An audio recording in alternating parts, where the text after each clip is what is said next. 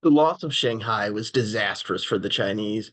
Chiang Kai-shek made the ill-fated decision to send all of China's best troops in to defend the city, meaning that his army now seriously lacked skilled fighters. Casualties incurred were high since he also ordered the soldiers to stand their ground long after it became evident the Chinese were losing, in hopes to appeal to Western power sympathy.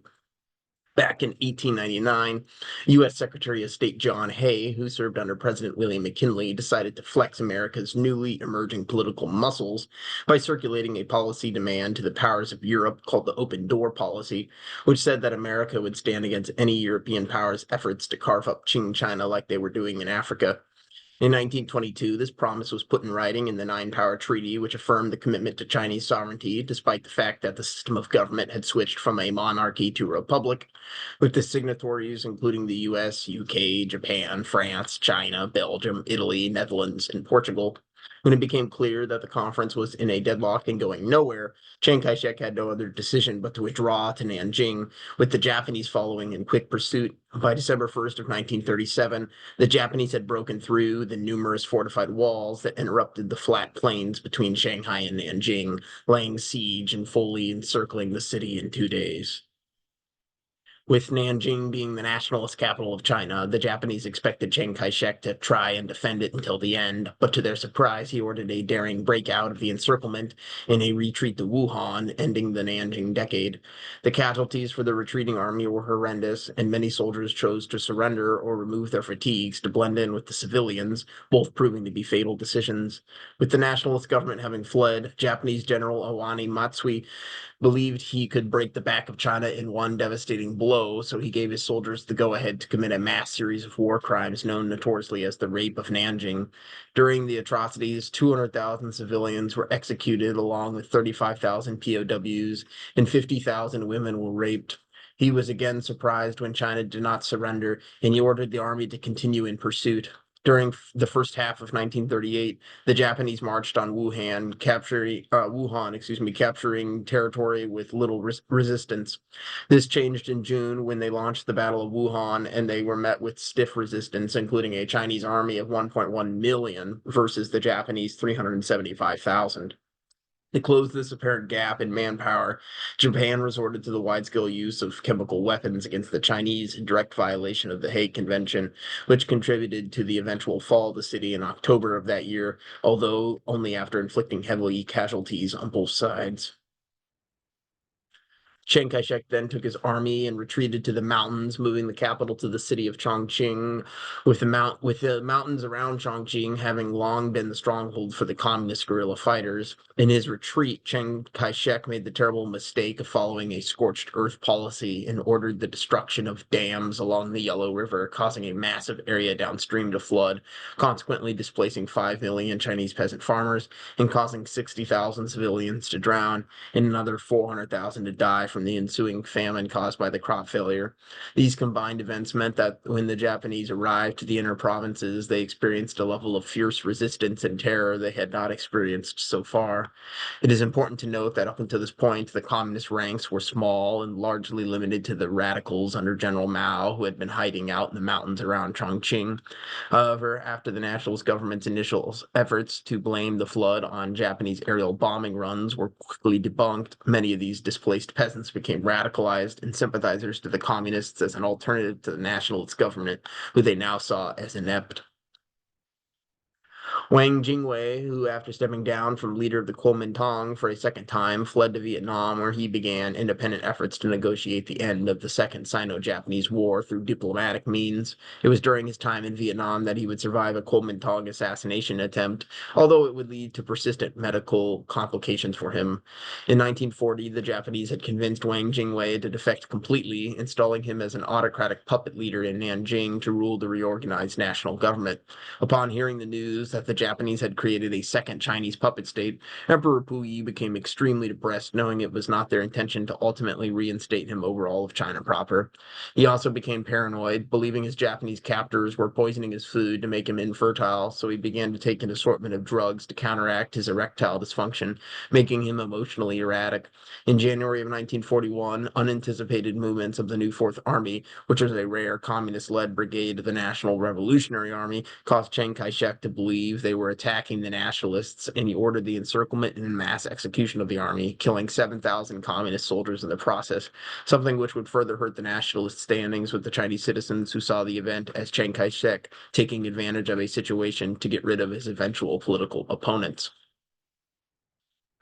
While the Chinese up to this point had to stand up to Japan all by themselves as they slowly gobbled up their territory, everything changed after the Japanese surprise attack on the U.S. naval base at Pearl Harbor in December of that year. Their ensuing decision to invade British-controlled Burma brought the ire of the empire, and Britain responded by stationing 1 million plus troops in the region, further putting pressure on the Japanese from the west. By January of 1943, the US and UK had agreed to rescind their unequal treaties that had been imposed upon China and finally began a concerted effort to crack down on the opium trade that was still a scourge on Chinese society. Then in December, the US finally repealed the Chinese Exclusion Acts, which had limited Chinese immigration and rights within the United States since the 1880s, and then invited them to become one of the Big Four allies in the fight against the Axis powers. This desperately needed assistance from the West allowed some of the heat to be taken off the Revolutionary Army, and naturally infighting reemerged between the nationalists and communist factions who both controlled different parts of Free China, the term for Chinese territory not occupied by Japan at this point, and who had both already began instituting different systems of government in their respective areas controlled. In 1944, Wang Jingwei left mainland China for Japan to undergo an operation to fix his failing health, but unfortunately died from an infection during his stint in a Japanese hospital. Meanwhile, in Manchuria, Emperor Puyi had found love and stability with his favorite concubine Tan Yuling, but just as they were getting close, she was poisoned to death, with Puyi suspecting his Japanese captors once again. He refused any of their Japanese concubines on hand as replacement, instead opting for the 16-year-old commoner waitress at his favorite local restaurant named Li Yuchen, who subsequently obtained the title of the last imperial concubine of China. While they got along fine, Puyi was still impotent, most likely from being gay, and his earlier homosexual tendencies had developed into the routine molestation of underage servant boys he called page boys. Unfortunately for Puyi, his days as Emperor of Manchukuo as part of the Empire of Japan were numbered when in August 1945 the United States dropped the atomic bombs on Hiroshima and Nagasaki, crippling Japan's resolve to continue the fight, ending the Second Sino-Japanese War. Puyi was astonished when at this point Japanese soldiers who were assigned to guard him began bowing to him and crying about their unwavering support for him as Manchukuo emperor until death. Almost immediately following, Soviet troops crossed the border and invaded Manchukuo, quickly toppling the Japanese puppet state and capturing Puyi and bringing him back to Russia, locking him in an insane asylum until he could have a trial in Soviet court, an outcome much better than if he had fallen into nationalist hands, which would have surely executed him. Throughout his ensuing trials, Puyi compulsively lied with ease in order to shift any blame he could away from his desires and actions to be reinstated as Emperor of China. Li Yuchen would visit him for a short time during his confinement, but eventually divorced him and broke off contact. With Japan's official surrender coming in October, Taiwan was returned to China and the nationalist government resumed control from Nanjing. Large numbers of U.S. Marines were present throughout the country in an effort to dissuade any potential opportunistic Soviet aggression, with the Americans led by General George Marshall, who also hoped to mitigate further armed conflict between the communists and nationalists in China. His efforts would be upended on Christmas Eve of 1947 when a group of Marines dragged Shen Chong, a young Chinese university student, onto the Beijing municipal polo field and brutally raped her. A mechanic who was working at the field's on-site machine shop heard her cries and ran to tell the local authorities, who, upon arriving to the situation, tragically were unable to stop the sexual assault since they were outgunned by the Marines. When the initial reports of the rape began to be released to the Chinese Republic, people were outraged, and the Marines tried to cover it up by claiming Shen Chong had been a prostitute, which further angered the public once they found out she had been an esteemed student, beginning widespread, uncontrollable anti-American protests across China, forcing George Marshall to pack up his American mission, leaving the nationalists to fend for themselves. Right away, the intensity of the fighting with the communists increased. While the nationalist military had a size advantage, it was plagued with severe corruption, and ever since the loss of American support, was unable to match the ever-strengthening People's Liberation Army, who were backed directly by the Soviets. The communists now held a large favorable margin in popular support in northern China, and by January 1949 were able to take Beijing with no resistance. Chiang Kai-shek declared martial law, but his efforts did not stop the PLA, who were now on an unstoppable roll, from taking the capital Nanjing in April. The PLA would further chase the nationalists throughout southern China, from Guangzhou to Chongqing to Chengdu. Eventually, by December, Chiang Kai-shek made the decision to order the evacuation of the nationalist government to Taiwan, setting up the provisional capital of the Republic of China at Taipei, shocking the world at the speed at which the support for the nationalist government had collapsed on the mainland, but which as an event is not all too shocking once one knows the powerful existence of Confucian undertones within Chinese culture. At this point, the communists had consolidated their control over mainland China, with General Mao Zedong founding the People's Republic of China with a famous speech at Tiananmen Square, serving as its first chairman. One of his first orders as leader was the extradition of Puyi from the Soviet Union to a newly established re-education camp, where the former emperor would be imprisoned for the next decade and be indoctrinated with communist propaganda. The communists would also finally use their decentralized control to stamp out the remnants of the opium trade, freeing the people from addiction. By 1950, the island of Hainan had fallen to the communists, leaving the nationalists relegated to Taiwan and a few other minor islands. Another early goal of Mao was to continue the popular land reform movement he had been trialing in the territories he controlled during the war. In the reforms, all farmland owned by private landlords was to be redistributed to the peasant farmers, although ultimate ownership would now rest with the Chinese Communist Party. During the reform, the landlords would be brought to a public trial where any disgruntled farmer with grievances against the landlord could come forward. If the officials determined the landlord was guilty of abuse, they would allow the angry mob to murder the landlord, with these mob trials ultimately leading to the deaths of 2.6 million people. A further 12.5 million Chinese who had formerly owned land were sentenced to forced labor camps called laogai to be punished for their earlier lives of privilege. In June of that year, the Korean Peninsula, now free from Japan's grasps, broke out into a civil war, having its own communist versus Republican battle. During peace talks following World War II, the United Nations devised a plan to temporarily split the peninsula into northern and southern halves along the 38th parallel line to avoid active conflict with the Soviets, who had liberated the North without allowing them to take all of Korea. The Soviets helped establish a communist North Korean state under the direction of Kim Il-sung and then left, allowing the North Korean forces to cross the 38th parallel and invade the UN area administered primarily by the United States, who under the leadership of General Douglas MacArthur made the decision to stage a counterattack, pushing the communists back across the line and deep into their own territory. Mao Zedong sent a message to the U.S. that they would tolerate Republic of Korean forces to maneuver on North Korean soil, but would not permit American soldiers, something that MacArthur ignored. The Chinese responded by raising the People's Volunteer Army, which was made up of Army reservists pulled from the PLA, to go to North Korea and assist the communist regime there in repelling the American forces. The PVA was strategically organizationally separate from the PLA to avoid direct confrontation with the U.S.